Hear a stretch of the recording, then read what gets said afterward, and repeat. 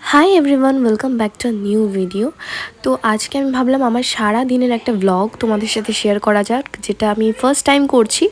আমি এরকম ব্লগ আগে কখনো দিইনি। তো আজকে সকালটাই শুরু হয়েছিল বৃষ্টি আর মেঘলা ওয়েদার দিয়ে। এখন আমি চা করছি।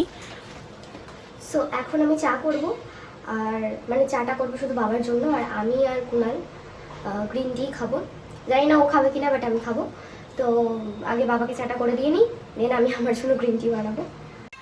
সকালে উঠে চা খাওয়ার এই অভ্যাসটা না আমি ছাড়তে পারছি না, কিন্তু এই যে চিনি দিয়ে দুধ দিয়ে চা খাওয়াটা, এটাও আবার আমাকে ছাড়তে হবে। তো কি করব গ্রিন টিটাও আবার আমি খেতে পাচ্ছি না। তার জন্য মাঝে মাঝে একটু উষ্ণ গরম জল খাচ্ছি, মানে ওয়ার্ম ওয়াটার। বাট সত্যি কথা বলতে গেলে আমি বেশিরভাগ দিনই না খেয়ে নিই চাটা, কারণ কি করব, আমি বাবার জন্য যখন বানাই আমি নিজে আর কন্ট্রোল করতে পারি না। আর হচ্ছে বৃষ্টির দিনে চায়ের মজাটাই কিন্তু আলাদা।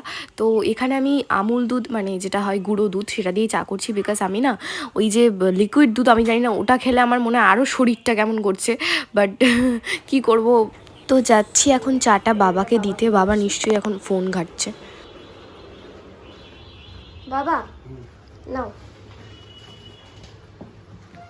তো এবার আমি আমার জন্য গ্রিন টিটা বানাবো। একটু ওয়ার্ম ওয়াটার করে নিই, তার মধ্যে তেমন কিছুই না, একটা টি ব্যাগ আছে, মানে যেটা লিপটন গ্রিন টি, সেখানে অলরেডি টি ব্যাগ থাকে। তো এটা কি মানে সহজ সরল একটা পদ্ধতি, যার জন্য কোনো খাটনি নেই। তো সেটাই করে নিলাম। বাট রোজ রোজ না, মানে এটা খেতে ইচ্ছাও করে না।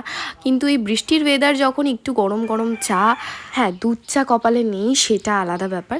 আর এটা হচ্ছে এখন আমি ভাত বসাবো। আমি না চালটা আগের দিন রাতে, বেশিরভাগ দিন আমি মনে থাকলে ভিজিয়ে রাখার চেষ্টা করি, তাহলে ভাতটা তাড়াতাড়িও হয়ে যায় আর বেশি একটা গ্যাসও পড়ে না। এর মধ্যেই দেখি বৃষ্টিটা কমে গিয়ে হঠাৎই রোদ বেরিয়েছে, মানে আমার রুমটাতে একটু আলো আলো দেখা যাচ্ছিলো, তো দেখলাম হ্যাঁ রোদ বেরিয়ে গেছে। তো মাছটা তো এখন বের করেই কিছু করা যাবে না, আগে জলে ভিজিয়ে রাখতে হবে, সেটাই করেছি, ভিজিয়ে রেখেছি। এবার আমি মাছের জন্য যে আলুগুলো কাটতে হবে সেটা কেটে নিচ্ছি। মানে আমি মাঝে মাঝে ভাবি যে এই কাজগুলো আমি কোনোদিনও কখনো করিনি, বাট সত্যি কথা বলতে এগুলো কোনোদিনই আমি করিনি। কিন্তু হ্যাঁ দেখেছি যে যেহেতু আমার মা তেমন কিছু করতো না, কারণ আমাদের নিজেদের দোকান আছে, আমার মা বেশিরভাগ সেখানেই থাকে, তো আমার মামা আমি বেশিরভাগ রান্নাটা করতো, সেটা আমি দেখতাম। আর এখানে আমার বাবা বেশিরভাগই চেষ্টা করেছে পেটির মাছ দেওয়ার, বিকজ আমি আর কুনাল দুজনেই ওই মাছটাই খাই, কারণ কাটা ফাটা খেতে পারি না। তাও দু একটা পড়ে যায় আর কি, পুরোটা তো পেটি দেওয়া পসিবল হয় না। তো এবার আমি মাছটাকে ভাজার জন্য প্রিপেয়ার করছি, মানে হলুদ নুন যেটা দেয়। এখানে ভাতটাও হয়ে গেছে মনে হচ্ছে। এবার আমি মশলাটা তৈরি করব, মানে মাছ করার যে মশলাটা লাগে, সেখানে আমি আদা বেটে তার মধ্যে নুন, হলুদ, তারপর জিরের গুঁড়ো, এই সব কিছু দিয়ে নিয়েছি। এবার কড়াইতে তেল গরম করে আমি একে একে মাছগুলোকে হালকা ভেজে নেব। আর এখানে আমি জিরের গুঁড়োটা মনে হয় দিতে ভুলে গেছিলাম।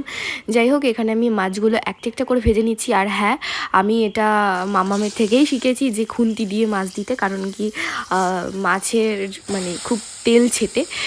তো গাইস, আমি মাছের তেলে মাছ ভাজতে পারি না, তাই আলু ভাজছি। তো এটা আমি এই কারণেই বললাম, কারণ কিছু মানুষের মতো পলিটিক্স আমি পারি না। তো এখানে মশলাটা দিয়ে আর কাঁচা লঙ্কা দিয়ে আমি কষাচ্ছি, কষিয়ে জল দিয়ে দিলাম। আর এখানে দেখো ওয়াশিং মেশিনে জামা কাপড় দিচ্ছেন উনি। আবার রোদ উঠে গেছে ভালোই। বলছি কি, আজকে গরম গরম ভাতের সাথে মাছ ভাজা করবে? ঠিক আছে, ঠিক আছে, করো তো। ঝোল করছিলাম। মাছের ঝোল? তুমি তাহলে তোমার জন্য একটা ভেজে দেবো। হ্যাঁ হ্যাঁ, ঠিক আছে।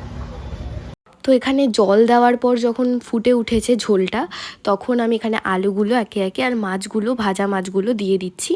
এবার এটা ঢাকনা দিয়ে রাখলেই কিছুক্ষণ এটা হয়ে যাবে। আর এখানে সিডস ভেজানো যে জলটা, সেটা ওকে দিচ্ছি। এর আবার কি? ওই যে চিয়া সিডসের আর সব সিডস দিয়ে এটা জল আছে, কালকে ভিজিয়েছিলাম। এগুলো কেউ খায়? দেবো, মাথাটা ফাটিয়ে দেবো। মানে ভালো বউ হলে এত কিছু? তো এবার মোটামুটি মাছটা হয়ে গেছে। এবার আমি এটাতে দেবো শাহি গরম মশলা, কারণ মাছ একটা গন্ধটা না, সেটা চলে যায় এটা দিয়ে। এই যে তুমি বাসনগুলারে যে তুমি মাজতাছো এত সাবান দিয়ে, কোনো লাভ আছে? বাসনগুলা নষ্ট হইতাছে সাবানের জন্য। না মানুষ, সত্যি বলছি, আমরা এই যে অনেকে ভাবে ভিডিওগুলো কোথা থেকে পাও না পাও, আমরা সত্যি আশেপাশের আমাদের পাড়ার কাকিমাদেরটাই কপি করি, এটা বলা যাবে। তো এখানে রান্নার মাঝখানে আমরা কিন্তু এটা নিজেদের কথা বলছি না, এটা কিছু মানুষেরটা কপি করছি। তো যাই হোক, রান্নাটা মনে হচ্ছে হয়ে গেছে। উফ, দারুন দারুন। নাটকটা কম করো, হ্যাঁ? হেভি লাগছে গো। তোমার কিছু হেল্প করে দেবে না? নাটকটা কম করো। কুটা বাটার এরকম করে হেল্প করে দেবো। কিসে হেল্প করবা? কুটা বাটা। কুটা না না না, এই এটাতে কি বলে? এটাতে কি হয়? বাটনা বাটা। বাটনা বাটা। বাটনাটা হেল্প করে দেবো? এটা তো অ্যাকচুয়ালি এটাতে থেতো করে। হ্যাঁ। হুম। তুমি তো কুটা বাটা ছাড়াই কি ওটাতে থেতো করে? ধরো তুমি আদা খাচ্ছ, চায়ে আদা দিয়ে, ওটা থেতো করে, একটু এলাচ থেতো করে নিলে, এই সবই। এখনকার দিনে তো মিক্সি আছে। আর তুমি তো মানুষকে তো এটা ছাড়াই খেতে করে দাও। তো আজকের ব্লগটা এখানেই শেষ করছি, কারণ কি এবার ওকে আমি মারবো ধরে ভুলভাল কথা বলছে। তো কেমন লাগলো জানি, আর কমেন্ট করতে ভুলো না।